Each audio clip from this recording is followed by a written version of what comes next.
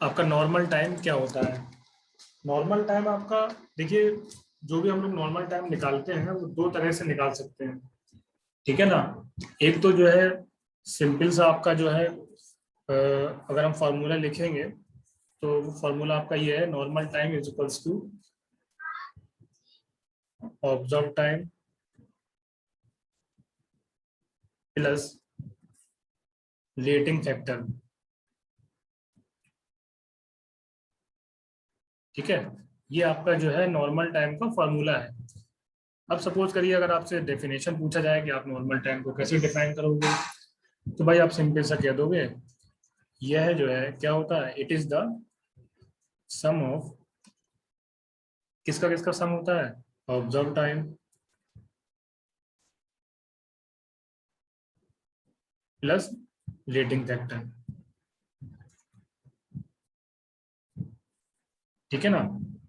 तो यहाँ पे आप लिख देंगे एंड। ठीक है, यह जो है सम होता है, किसका होता है, ऑब्जर्व टाइम का होता है और रेटिंग फैक्टर का होता है। ठीक है, तो ये हो गया आपका। अब देखिए इस पे जो है क्वेश्चंस कैसे पूछेगा आपको, आपको क्वेश्चंस जो है कैसे पूछेगा, तो वो हम लोग देखते हैं। देखिए क्वेश्चंस वो कुछ नहीं करेगा, डायरेक्ट आपको क्या कह देगा, डायरेक्ट आपसे कह देगा कि आपको ये फला फला वैल्यू गिवन है, आप जो है सीधे सीधे क्या कहते हैं नॉर्मल टाइम निकालिए। ठीक है, सपोज करिए हम लोग जो है न्यूमेरिकल से ही शुरुआत करते हैं। मान लीजिए ये आपका क्वेश्चन दे रखा है। ठीक है, तो उसमें वो कह रहा है कि आपका जो ऑब्जर्व टाइम है, ठीक है, जो ऑब्जर्व टाइम है वो उसमें दे रखा है, पूरा पूरा कितना दे रखा है, 12 मिनट। ठीक है, और उसमें क्या दे रखा है, और उसमें दे रखा है आपका रेटिंग दे रखी है। ठीक है, रेटिंग उसने दे रखी है 80%। रेटिंग हो गई आपकी। अब वो सिंपल सा आपका वो कह रहा है कि भाई आपको जो है क्या निकालना है, नॉर्मल टाइम निकालना है। ठीक है, नॉर्मल टाइम आपको निकालना है, तो यहाँ हम लिख देंगे फाइंड नॉर्मल टाइम। ये हो गया आपका। अब देखिए, तो वो आपको जो है, ये तो मैंने आपको डायरेक्ट वैल्यूज बता दी आपको आसानी के लिए। तो आपसे सिंपल सा क्वेश्चन क्या देगा, यदि किसी मजदूर के द्वारा किसी क्रिया को करने में जो समय हुआ वो हो गया ऑब्जर्व टाइम। तो यहाँ से आपको क्या पता चल गया, ऑब्जर्व टाइम वह टाइम होता है जिस टाइम में के अंदर, जिस टाइम के अंदर मजदूर काम करता है, जिस टाइम के अंदर मजदूर काम करता है उसको बोलते हैं ऑब्जर्व्ड टाइम। ठीक है, और इसको हिंदी में हम लोग बोलेंगे, ठीक है, किसी क्रिया को करने में नोट किया हुआ समय, इस तरह से बोलेगा हिंदी में वो। इंग्लिश में ऑब्जर्व टाइम बोलेगा, हिंदी में बोलेगा किसी क्रिया को करने में नोट किया गया समय। यानी कि हमने घड़ी रख ली अपने पास और हमने देख लिया कि फला फला मजदूर कितनी देर में काम कर रहा है, तो वो हो गया आपका ऑब्जर्व टाइम। ठीक है, रेटिंग दे रखी है आपको 80%, और नॉर्मल टाइम आपको निकालना है। तो नॉर्मल टाइम को हम लोग हिंदी में बोलेंगे सामान्य।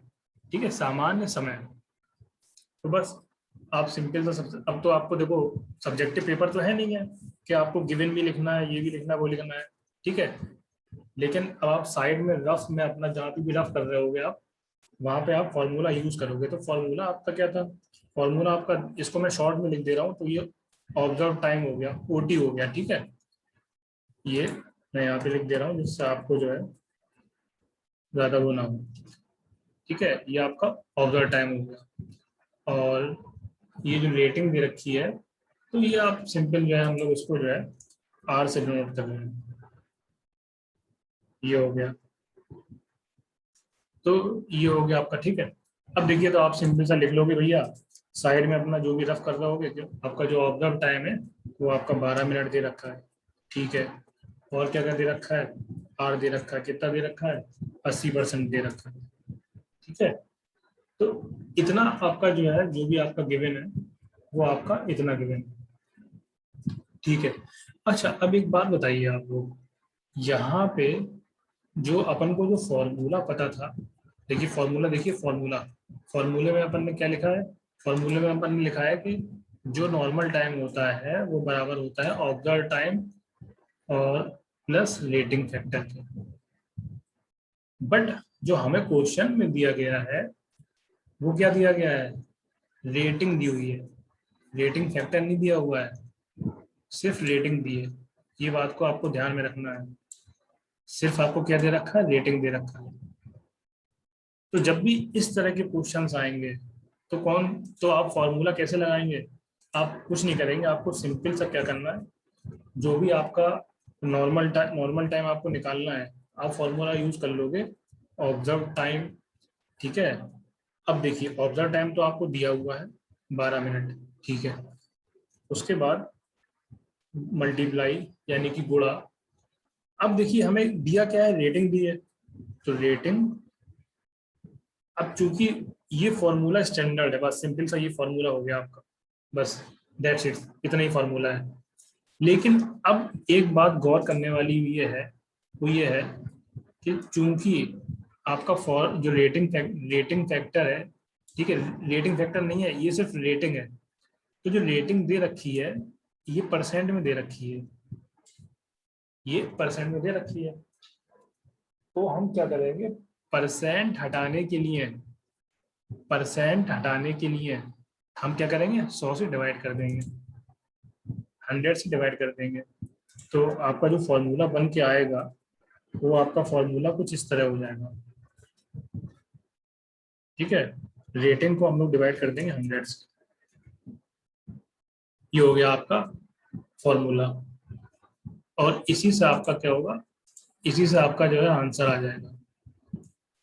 ठीक है, इसी से आपका क्या होगा, इसी से आपका आंसर आ जाएगा। बस सिंपल सा है। अब देख लो आप, टाइम कितना दे रखा है, 12 दे रखा है, 12 लिख लोगे, इनटू रेटिंग कितनी दे रखी है, 80 दे रखी है। ठीक है, और अपॉन 100 करना है तो अपॉन 100 कर दिया। ये आप जो है इस तरह सॉल्व कर लोगे, तो सॉल्व करोगे 0 से 0 कटेगा। ठीक है, और बाकी जब इसको सॉल्व करोगे तो आपका कितना आएगा, 9.6। ठीक है, अब देखिए आप 9.6। आप निकाल क्या रहे हो, आप क्या निकाला, क्या है आपने, नॉर्मल टाइम निकाला है, सामान्य समय, नॉर्मल टाइम। तो ऑब्वियस सी बात है, समय की जो यूनिट है, जो आपने यहाँ पे क्वेश्चन में आपने क्या ली थी, आपने क्वेश्चन में क्या ली थी, मिनट ली थी, ठीक है, रखा है मिनट, बस। तो यहाँ पे आपका मिनट, ये आपका आंसर हो गया, ये आपका आंसर हो गया।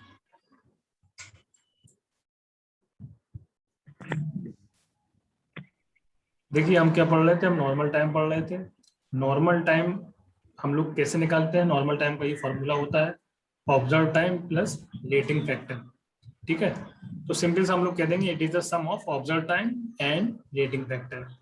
उसके बाद हमने आपको ये न्यूमेरिकल करवाया था। ठीक है ना, तो अब ये देखिए थोड़ा सा समझ लीजिए, जैसे ऑब्जर्व टाइम है, ऑब्जर्व टाइम क्या होता है, ऑब्जर्व टाइम वह टाइम होता है कि आप किसी वर्कर से कहें कि आपको ये काम, फला फला काम करना है। सपोज करिए आपने किसी से कहा कि वर्कर से बोला कि हमें आज ड्रिलिंग चाहिए है, ड्रिलिंग का काम हमें आज पूरा होना चाहिए। तो और उसके बाद आपने क्या करा, आपने जो है एक स्टॉप वॉच ले ली, और जब तक उसने ड्रिलिंग का काम पूरा नहीं करा आप उसको रिकॉर्ड करते रहे कि कितने टाइम में उसने पूरा करा है, 1 घंटा, 2 घंटा या 3 घंटा। तो वो हो गया आपका ऑब्जर्व टाइम। ठीक है, और ये आपका मिनट में है। उसके बाद आपकी रेटिंग है, तो फिर उसके बाद नॉर्मल टाइम है, तो नॉर्मल टाइम वही हो गया कि एक जो है जस्ट लाइक का जो आपका एक एवरेज होता है, एक एवरेज होता है कि हाँ भाई इसका एक एवरेज ये आएगा, तो ये आपका ये जो है एवरेज टाइम, नॉर्मल टाइम एक तरह से कह सकते हैं आप एवरेज टाइम। लेकिन आपकी इंडस्ट्रियल इंजीनियरिंग की लैंग्वेज में इसको नॉर्मल टाइम ही बोलेंगे। तो हमने सिंपल सा जो गिवन था वो लिख लिया, ऑब्जर्व टाइम गिवन था और आपका रेटिंग गिवन था, और इसको ये वाला फॉर्मूला यूज कर लिया हमने। ये फॉर्मूला आपका इंपॉर्टेंट है, न्यूमेरिकल के पॉइंट ऑफ व्यू से, ठीक है, क्योंकि इससे न्यूमेरिकल भी सॉल्व हुआ है और इससे एक फार्मूला और निकल के आया है जिससे हम ऑब्जर्व टाइम फाइंड कर सकते हैं। इसी फार्मूले से ओटी की वैल्यू निकालेंगे तो रेटिंग अपॉन 100 को इधर ले जाएंगे, तो 100 नीचे था, 100 ऊपर चला जाएगा, रेटिंग आपका जो है नीचे रहेगा। तो ये आपका हो जाएगा ऑब्जर्व टाइम बराबर normal time upon rating into 100। Rating में आपको एक चीज ध्यान रखनी है, अगर 80% परसेंट में दिया हुआ है तो परसेंटेज हटाना है, 100 से डिवाइड करना है। अगर परसेंटेज में नहीं दिया हुआ है तब आपको 100 से डिवाइड नहीं करना है। और लास्ट आपका इंपॉर्टेंट पॉइंट ये है, आप कोई भी टाइम निकालोगे, नॉर्मल टाइम निकालो, ऑब्जर्व टाइम निकालो, तो इसकी यूनिट क्या होगी? इसकी यूनिट वही होगी जो आपको उसने क्वेश्चन में दे रखी होगी, ठीक है। अपना माइक जो है सब लोग बंद कर लीजिए। तो इसकी जो है यूनिट क्या होगी? इसकी यूनिट वही होगी जो आपकी जो है ऑब्जर्व टाइम में दे रखी होगी, ठीक है। जो भी आप निकालोगे, अगर आप नॉर्मल टाइम निकाल रहे हो तो यूनिट कौन सी आएगी? जो ऑब्जर्व टाइम की दे रखी है। और अगर आप ऑब्जर्व टाइम निकाल रहे हो तो यूनिट कौन सी आएगी? जो आपकी नॉर्मल टाइम की दे रखी है। बस ये था आपका नॉर्मल टाइम।